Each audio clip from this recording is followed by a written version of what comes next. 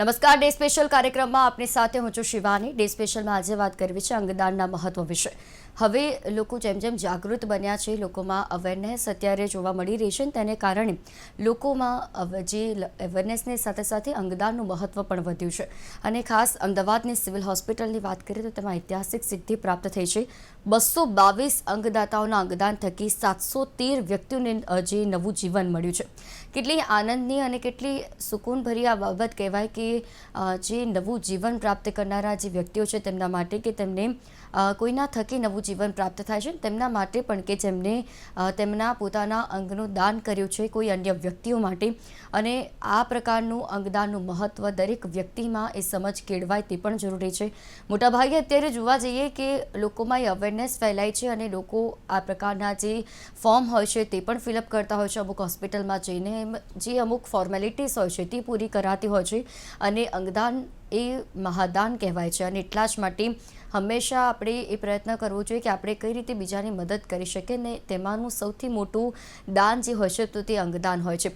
અને છેલ્લા 6 વર્ષની વાત કરીએ તો રાજ્યમાં 583 બ્રેઇન ડેડ વ્યક્તિઓને જે 1812 અંગોનું દાન મળેલું છે। તો આ જે ખરેખર અંગદાનનું મહત્ત્વ હવે લોકોમાં સતત વધી રહ્યું છે તેના વિશે વાત કરીશું। અંગદાનનું મહત્ત્વ કેટલું અને કેવી રીતે અત્યારે જોવા મળી રહ્યું છે અને લોકોમાં હજુ વધુમાં વધુ અવેરનેસ ફેલાય, અંગદાનનું મહત્ત્વ સમજાય તેના વિશે પણ આપણે વાત કરીશું। કઈ રીતે લોકોમાં અવેરનેસ પણ આની આપણે ફેલાવી શકીએ। આપણી સાથે ચર્ચામાં જોડાયા છે ભાવના છાબરિયા કે જેઓ CEO છે શતાયુમાંથી। ભાવનાજી, સ્વાગત છે આપનો કાર્યક્રમમાં।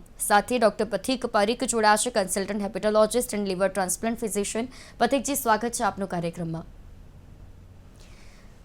ભાવનાજી, એક અંગદાનની વાત કરીએ તો એ સૌથી મોટું મહાદાન કહેવાય છે। આપણે રોજબરોજ નાની મોટી વસ્તુઓ જે દાન કરતા હોઈએ છીએ, પરંતુ પોતાના અંગનું દાન કરવું અને કોઈ અન્ય વ્યક્તિને નવું જીવન આપવું એ સૌથી મોટી બાબત કહેવાય। આપણને મનુષ્ય તરીકેનું જે જીવન મળ્યું છે અને આપણે તેના થકી પણ કોઈ અન્ય વ્યક્તિને જીવન આપી શકીએ તો તેનાથી સૌથી મોટું પુણ્ય કશું જ ના હોઈ શકે। માટે અંગદાન વિશે શું કહેશો? અત્યારે અંગદાનનું મહત્વ જે વધી રહ્યું છે તેના વિશે। अंगदान के बारे में मैं यही कहना चाहूंगी कि आज से 15 साल पहले जब हमने ये संस्था शुरू की थी, तब लोगों को इतनी जागरूकता नहीं थी अंगदान के बारे में। किन अंगों का दान हो सकता है ये भी लोगों को नहीं पता था। सिर्फ किडनी और लिवर दान होते हैं ऐसे ये पता था। बट जैसे जैसे अवेयरनेस बढ़ती गई है, वक्त बीतता गया है, लोग इसके बारे में और जागरूक हुए हैं, लोगों की गैर मान्यताएं दूर हुई है, लोगों को पता चला है कि ये एक अच्छा काम है जिससे हम 9 लोगों को नया जीवन दे सकते हैं। ये काम मृत्यु के बाद किया जा सकता है और अपने अंगों का दान करके वो किसी को नया जीवन दे सकते हैं।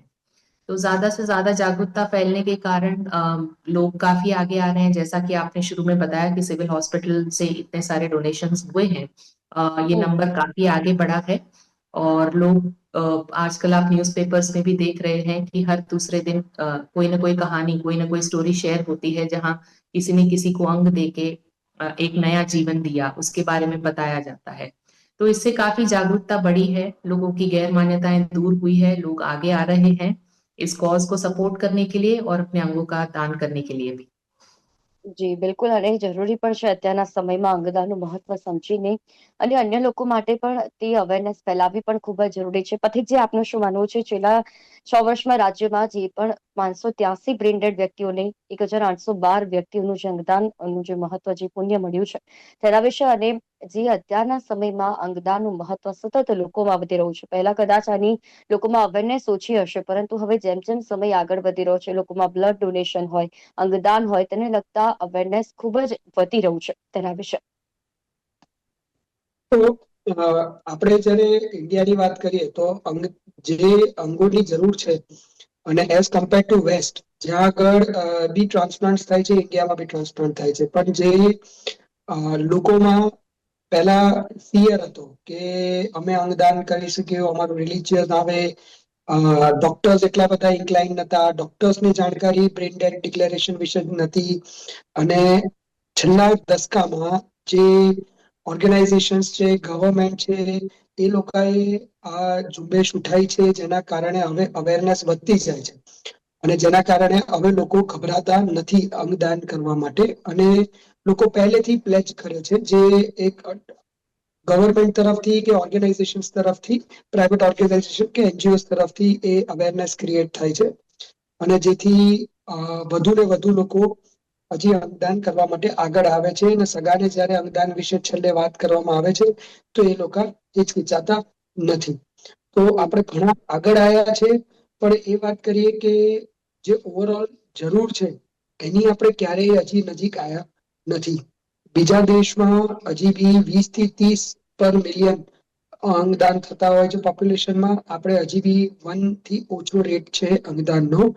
એટલે આ જે તમારો આ જે પ્રોગ્રામ છે એ આપણે જે લોકોએ અંગદાન કર્યા છે એમના માટે તો થેન્કફુલ છે જ, પણ આ જી અવેરનેસ કરવા માટે બી ખૂબ જરૂરી છે કે આ વસ્તુ કેટલા લોકોના જીવ બચાવી શકે છે.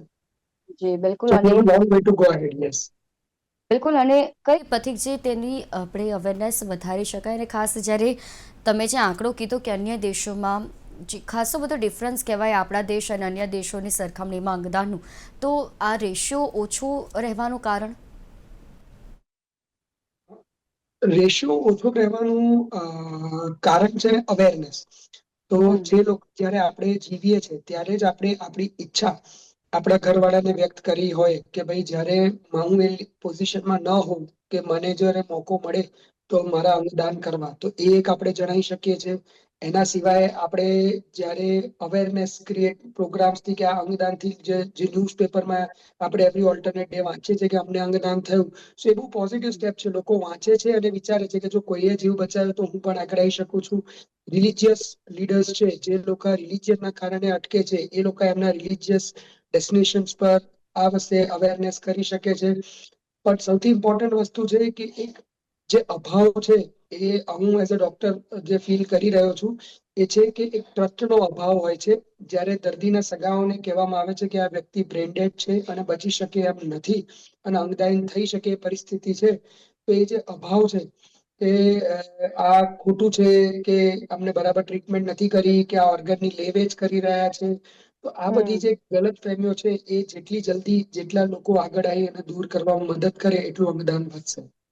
જી ભાવનાજી, અંગદાનને લઈને ઘણી એવી ખોટી માન્યતાઓ લોકો સાથે જોડાયેલી હોય છે. ઘણા એવા લોકો એવું માનતા હોય છે કે અંગદાન ના કરવું જોઈએ. જેમ પથિકજીએ પણ અત્યારે રિયાલિટીની વાત કરી કે ઘણા લોકોનું કેવી રીતે અલગ અલગ રીતે અનુમાન હોય છે. તો જે ખોટી માન્યતા હોય છે તેને કઈ રીતે લોકોને સમજાવવામાં આવે કે અંગદાન એ મહાદાન કહેવાય છે અને તેના સાથે કરવાથી અન્ય લોકોને નવું જીવન મળતું હોય છે, અને ખાસ લોકો વચ્ચે જે ખોટી ગેરમાન્યતાઓ છે તેને કઈ રીતે દૂર કરી શકાય?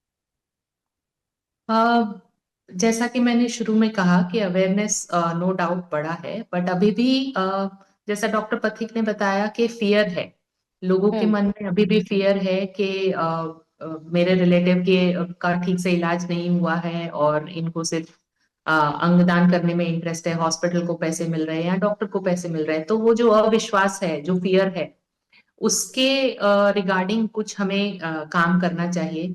अंगदान हम्म के विषय में नो डाउट क्रेडिबिलिटी ज्यादा बढ़ी है क्योंकि गवर्नमेंट, सेंट्रल गवर्नमेंट और स्टेट लेवल और रीजनल बॉडीज बनाई गई है जिससे ये प्रोसेस ज्यादा स्ट्रीमलाइन हुआ है। बट जो लोगों के मन में अभी भी डर है, उसे भगाने के लिए ज्यादा से ज्यादा अवेयरनेस क्रिएट करनी चाहिए। लोगों को जैसे न्यूज़पेपर्स में स्टोरी आती है उससे विश्वास तो होता है कि ये अंगदान एक अच्छा काम है, बट जब उन्हें करने की बारी आती है तो जो उन्हें डर फेस वो लोग डर फेस करते हैं, उसे अगर ट्रेन्ड ग्रीफ काउंसलर्स या ट्रेन ट्रांसप्लांट कोऑर्डिनेटर्स उन्हें समझा पाए हम्म कि ये बिल्कुल लीगल है और सारी कोशिशें नाकाम होने के बाद ही हम अंगदान के बारे में बात करते हैं, और उसके बाद जब ब्रेन डेड डिक्लेयर किया जाता है उसके बाद ही अंगदान पिक्चर में आता है। तो इस बात का यदि विश्वास रिलेटिव्स को दिलाया जाए तो आई एम श्योर के रिलेटिव्स इस बात को समझेंगे कि अंगदान एक बहुत अच्छा काम है और इससे किसी का जीवन बच सकता है। सो हम्म मैं यही कहना चाहूंगी इसके ज्यादा से ज्यादा अवेयरनेस और ट्रेन्ड काउंसलर्स अगर फैमिली को भी ये विश्वास दिला पाए कि जो भी हो रहा है अकॉर्डिंग टू लॉ हो रहा है और इसमें कोई गलत काम नहीं होने वाला है। જી પથિકજી, અંગદાનની શરૂઆતથી અંત સુધીની શું પ્રક્રિયા રહેલી હોય છે? કારણ કે જે પ્રોસેસ હોય છે તે કઈ રીતે હોય છે અને કઈ રીતે લોકો અને જે પરિવાર હોય છે તે ડિસાઈડ કરતા હોય છે કે તેમના જે વ્યક્તિ છે જે બ્રેન્ડેડ જાહેર થઈ ગયા બાદ તેમનું અંગદાન કરવું છે? તો અંગદાનની પ્રક્રિયા કરવા પહેલા સૌથી પહેલા ડોક્ટર્સ જે ઇન્ટેન્સિવિસ્ટ આઈસીયુમાં હોય છે અને ન્યુરોસર્જન કે ન્યુરોલોજીસ્ટ જેની હેઠળ જે દર્દીનું એડમિશન હોય જનરલી એ લોકો અસેસ કરે છે અને તે કાં તો એમઆરઆઈ કાં તો સીટી સ્કેન કાં તો ક્લિનિકલ સાયન્સ પર બ્રેન ડેડ અસેસ કરે છે અને એ અપ્રોચ કરે છે કે સગાને કે આમનું બ્રેન હવે પરમનન્ટલી ડેમેજ છે અને આ બ્રેન ડેડ થઈ શકે છે, જેમનું અંગદાન થઈ શકે છે.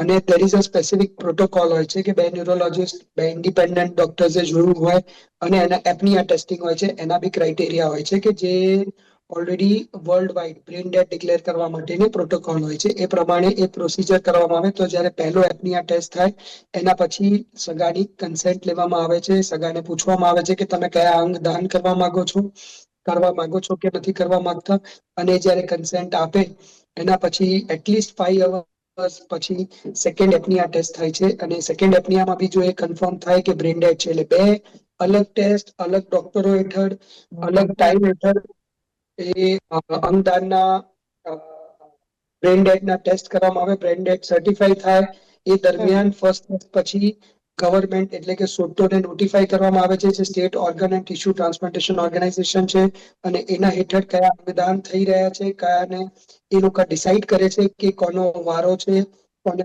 અંગની જરૂર છે એમના સ્પેસિફિક ક્રાઇટેરિયા પ્રમાણે, અને એ લોકોને નોટિફાઈ થાય છે કે જે હોસ્પિટલ્સમાં જે રિસિપિયન્ટ હોય એ લોકોને ત્યાં બોલાવવામાં આવે છે અને એમની ટીમ આવી અને જ્યારે ઓર્ગન હાર્વેસ્ટ કરે છે અને ઓર્ગન હાર્વેસ્ટ કર્યા પછી પ્રોપર બોડી ક્લોઝ કરી અને રિલેટિવને હેન્ડઓવર કરવાનું. અને આમાં પટેલજી કોઈ એવા પ્રકારનો કિસ્સો બનતો હોય છે કે જ્યારે પરિવારને કન્સલ્ટ કરવાની ખૂબ જ જરૂર પડતી હોય છે?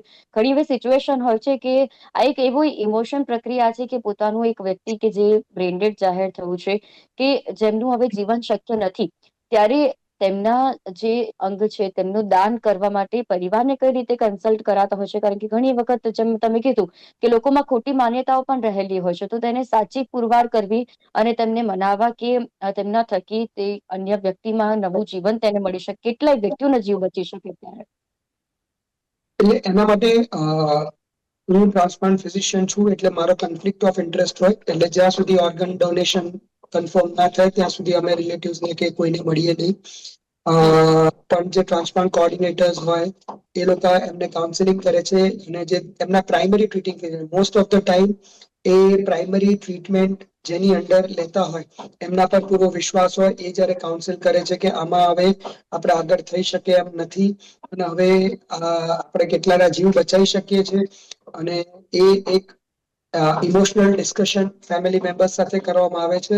અને thanks to all the media કે જેના કારણે આ અવેરનેસ એટલી સરસ ફેલાઈ છે કે જ્યારે હવે અપ્રોચ કરવામાં આવે છે તો પહેલા જેટલો ધ્રાસકો કે શોખ હવે લાગતો નથી અને લોકો એક્સેપ્ટ કરે છે અને પછી એ કન્સેન્ટ આપે છે. મોસ્ટ ઓફ ધ ટાઈમ એ લોકો અંદર ડિસ્કસ કરે છે અને ફર્સ્ટ ડિગ્રી રિલેટિવ જે હોય છે એમને થોડો ટાઈમ વિચારવાનો આપે છે ને પછી એ લોકો એક્સેપ્ટ કરે છે. જી. ભાવનાજી, જ્યારે સૌથી મોટા મહાદાનની આપણે વાત કરી રહ્યા છીએ, અંગદાનની, ત્યારે અત્યારના સમયમાં લોકોમાં અવેરનેસ ફેલાવવા માટે શું કરવું જોઈએ? કારણ કે ઘણી વખત એવું જોઈએ છે કે જે એજ્યુકેટેડ હોય છે અને ઘણી વખત તેમને પણ એમ થતું હોય છે કે તે અંગદાન નથી કરવા માંગતા, પરંતુ એવી કન્સલ્ટ તેમને કરવામાં આવે કે તેમના જ આ પહેલ થકી અન્ય વ્યક્તિઓને નવું જીવન મળી શકે છે. અને જે પ્રકારે આપણે કન્સલ્ટન્ટની વાત કરી, તો કેવી રીતે આખી લોકોમાં અવેરનેસ ફેલાવવામાં આવે ને? અત્યારે એવું હોય છે કે ઘણી બધી હોસ્પિટલોમાં લોકો સામેથી જઈને જતા હોય છે અને તે ફોર્મ જે ફિલઅપ કરતા હોય છે અને તેમના દ્વારા એવું કહેવાતું હોય છે કે જો તેમને આ પ્રકારની કોઈ પણ એવી ગંભીર બીમારી થાય છે અથવા તેમનું આગળ જીવવાનું શક્ય નથી હોતું તો તેમના અંગોનું દાન કરી દેવામાં આવે, તો તેના માટે લોકોમાં અવેરનેસ ફેલાય તે શું કરવામાં આવતું હોય છે? अवेयरनेस ज्यादा से ज्यादा फैलाने के लिए अवेयरनेस सेशंस रखना जरूरी है। लोगों को पूरा प्रोसीजर समझाने की जरूरत है। अंगदान के बारे में लोग जानने लगे हैं, बट अंगदान के साथ साथ हम ये करते हैं कि हम लोगों को ब्रेन डेथ के बारे में भी समझाते हैं, क्योंकि ब्रेन डेथ एक ऐसी अवस्था है जिसमें व्यक्ति का ब्रेन पूरी तरह काम करना बंद कर देता है। व्यक्ति इरिवर्सिबल सिचुएशन होती है, the person is considered dead. इसलिए इस केस में इनके अंगों का दान हो सकता है। बट यदि आप किसी ब्रेन डेड व्यक्ति को देखते हैं तो ऐसे व्यक्ति को आप हॉस्पिटल के आईसीयू में पाएंगे वेंटिलेटर से कनेक्टेड, तो उनका दिल अभी भी चल रहा है, आप वेंटिलेटर पे हार्ट बीट देख सकते हैं, उनका चेस्ट राइज एंड फॉल होता है, ब्रीदिंग देख सकते हैं, बट ये सब वेंटिलेटर की मदद से होता है।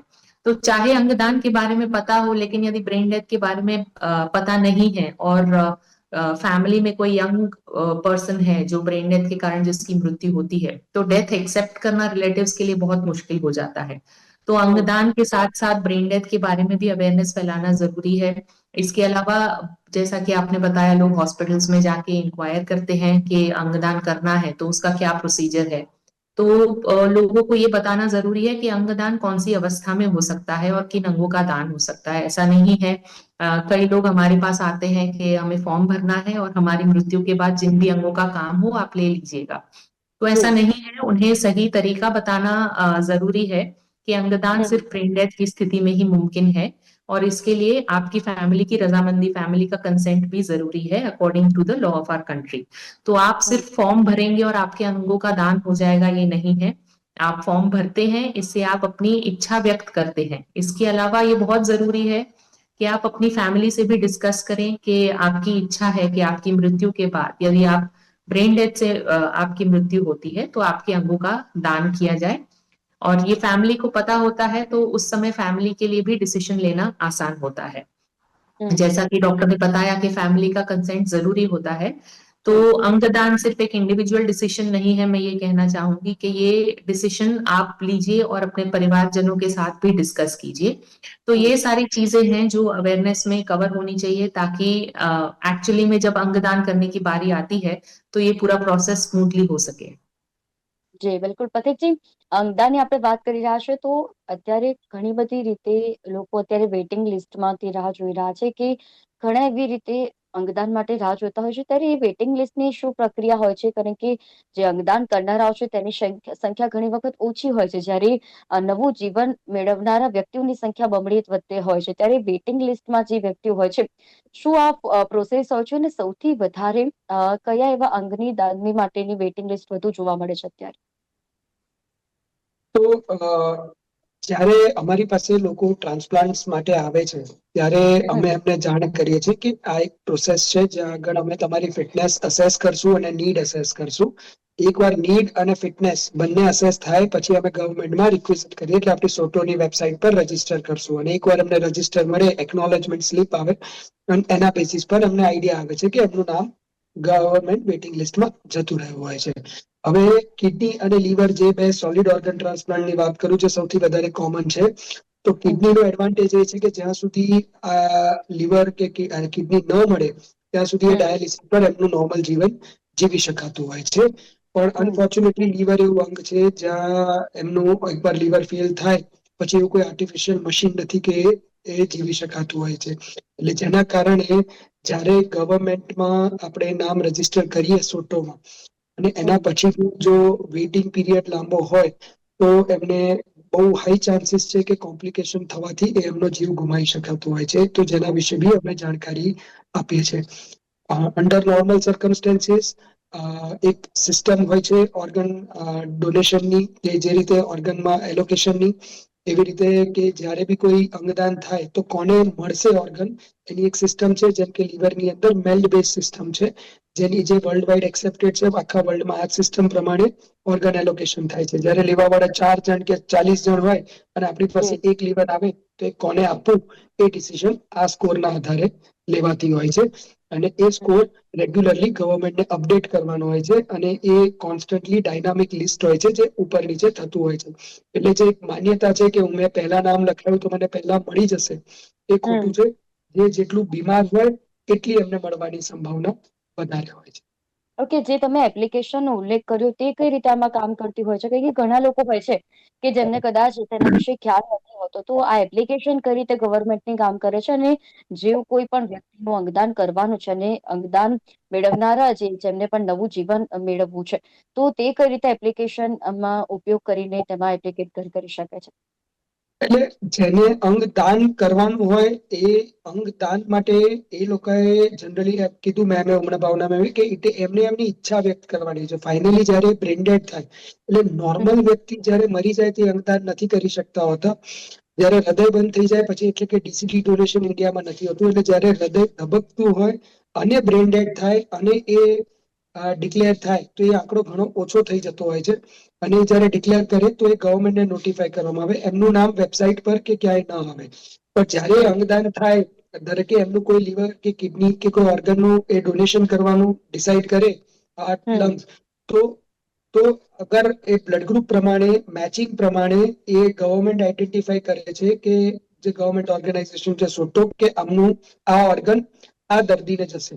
અને એ પ્રમાણે એ જે દર્દીનું નામ જે હોસ્પિટલમાં રજીસ્ટર્ડ હોય એમને નોટિફાઈ કરવામાં આવે છે. અને જો દર્દી ની પરવાનગી હોય, અગ્રી હોય, ફાઇનાન્શિયલી રેડી હોય અને ડોક્ટર્સની ટીમ કે પેશન્ટ ફિટ છે તો એમની ટીમ પછી ઓર્ગન હાર્વેસ્ટ કરવા જતી હોય છે. એટલા માટે જેટલા અંગદાન થતા હોય એટલી અલગ અલગ હોસ્પિટલના બી હાર્વેસ્ટિંગ ટીમ પોસિબલ થઈ શકે છે. એટલે જરૂરી નથી કે ડોનર અને રિસિપિયન્ટ સેમ હોસ્પિટલમાં હોય. એ ડિફરન્ટ હોસ્પિટલમાં બી હોઈ શકે અને ડિફરન્ટ રિસિપિયન્ટ ડિફરન્ટ હોસ્પિટલમાં બી થઈ શકાતું હોય છે. જી, અને ખૂબ જ અને એ સાચી આપે વાત ગવર્મેન્ટ કરી. કંટ્રોલ છે. જી, અને પ્રતિકજી, આપે ખૂબ જ સાચી વાત કરી કે ઘણા લોકોમાં એવી ગેરમાન્યતાઓ પણ હોય છે કે તેમને જો કોઈ પણ જે કહેવાય કે તમે કીધું એમ કે પહેલો નંબર લખાવ્યો એટલે એવું નહીં કે તેમને પ્રથમ પ્રાથમિકતા આપવામાં આવશે. જેની જે સિચ્યુએશન, જે ક્રિટિકલ સિચ્યુએશનમાં હશે તેમને આ એપ્લિકેશન મારફતે જાણ કરવામાં આવતી હોય છે અને તેમને જે નંબર છે તે પ્રમાણે હોય છે. હવે ભાવનાજી, જ્યારે આ પ્રકારની આપણે અત્યારે ચર્ચા કરી રહ્યા છે અને જરૂરી પણ છે કે અંગદાનનું મહત્વ લોકોમાં સમજાવાય, અવેરનેસ વિશે આપણે વાત કરી, ત્યારે લોકોમાં જ્યારે ગુજરાતની વાત કરીએ તો અન્ય રાજ્યોની સરખામણીએ ગુજરાતમાં અંગદાનનું મહત્વ સમજાવવા માટે કોઈ પણ એવા ઘણી બધી એવી એનજીઓ છે તે પણ કાર્ય કરતી હોય છે. આપના દ્વારા કેવા પ્રકારની પ્રક્રિયા હાથ ધરાતી હોય છે, કેવું કાર્ય કરાતું હોય છે કે જેના થકી લોકોને अंगदान महत्व समझावी शकाय? जैसा कि मैंने बताया कि हम अवेयरनेस सेशंस ऑर्गेनाइज करते हैं, स्कूल्स है, कॉलेजेस है, कॉर्पोरेट्स है, जहां भी मास गैदरिंग होती है हमने बाइक रैलीज ऑर्गेनाइज की है, ऑर्गन डोनेशन के लिए हमने मैराथन ऑर्गेनाइज की है।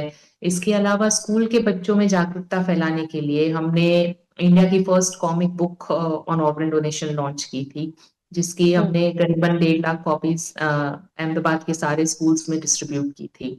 इसके अलावा हम 24 आवर हेल्पलाइन नंबर मेंटेन करते हैं। हम ना सिर्फ जागरूकता फैलाते हैं, यदि किसी व्यक्ति को अंगदान करने के बारे में ज्यादा जानना है या किसी को एक्चुअली करना है और उसे कोई गाइडेंस नहीं मिल पा रहा है, तभी हॉस्पिटल स्टाफ से या मेडिकल स्टाफ से या नॉन ट्रांसप्लांट हॉस्पिटल है जहाँ पे शायद किसी को आइडिया नहीं है, तो वो किसी भी समय हमारी हेल्पलाइन नंबर पे कॉल कर सकते हैं। हम उन्हें गाइड करते हैं, हम उन्हें नियरेस्ट ट्रांसप्लांट कोऑर्डिनेटर से, ट्रांसप्लांट हॉस्पिटल से कनेक्ट करते हैं। इसके अलावा हम जाके फैमिली की ग्रीफ काउंसलिंग भी करते हैं, फैमिलीज को समझाते हैं कि ब्रेन डेथ एक इरिवर्सिबल सिचुएशन है, इस स्थिति में पेशेंट का रिकवर होना नामुमकिन है और वो अंगदान के बारे में सोच सकते हैं, क्योंकि लाखों ऐसे लोग हैं, जैसा कि डॉक्टर ने बताया, लाखों ऐसे लोग हैं वेटिंग लिस्ट में जो अंगों की प्रतीक्षा कर रहे हैं और उनके एक निर्णय से इन में से 8 लोगों का जीवन बच सकता है। तो जी, ये कुछ बिल्कुल। एक्टिविटीज हैं जो हम शतायु के द्वारा पिछले 15 सालों से हम करते आ रहे हैं। જી, બિલકુલ ભાવનાજી, અને તમારી જોડે જ જે અન્ય એવા વ્યક્તિઓ પણ છે, જે ઘણી એવી એનજીઓ છે જે પણ અવેરનેસ ફેલાવવાનું કાર્ય કરે છે, સરાહનીય કામગીરી કહી શકાય કે લોકોમાં તેના કારણે અવેરનેસ ફેલાય અને અંગદાનનું મહત્વ તે સમજે અને વધુમાં વધુ લોકો આ પહેલમાં જોડાય અને લોકોને પણ અન્ય વ્યક્તિઓને તેની અવેરનેસ, તેનું મહત્વ સમજાવે તે પણ જરૂરી છે. પથકજી, આપણા દ્વારા પણ ખૂબ જ સારી એવી માહિતી પૂરી પાડવામાં આવી કે કઈ એવી પ્રોસેસ હોય છે કે જેમાંથી અંગદાનનું જે આખી પ્રક્રિયા હોય છે, શરૂઆતથી લઈને અંત સુધી તે કઈ રીતે પ્રક્રિયા કરાતી હોય છે, ડોક્ટરનું આમાં કેટલું મહત્વનો ભાગ હોય છે. આ બંને અમારી સાથે આ વિશેષ ચર્ચામાં જોડાયા તે બદલ આ બંનેનો આભાર. ડે સ્પેશિયલમાં આજે વાત હતી અંગદાનના મહત્વ વિશે. તમારો એક નિર્ણય પણ કોઈની જિંદગી બચાવી શકે છે. એના માટે જે ફોર્મ એપ્લિકેટ કરવાના હોય છે તે અમુક જે નિયમો હોય છે તે આધારે આપણે ફોર્મ ભરતા હોય છે ને આ એક ડિસિઝન જેમ કીધું આપણા ગેસ્ટે કે એક વ્યક્તિનો નથી હોતો પરંતુ પરિવારે સાથે મળીને આ ડિસિઝન લેવાનું હોય છે અને કઈ સિચ્યુએશનમાં વ્યક્તિ અંગદાન તેનું કરાતું હોય છે તેના વિશે પણ આજે આપણે વાત કરી. ડે સ્પેશિયલના કાર્યક્રમમાં હાલ બસ આટલું જ. ફરી મળીશું આ વિષયની સાથે. ત્યાં સુધી મને રજા આપશો. નમસ્કાર.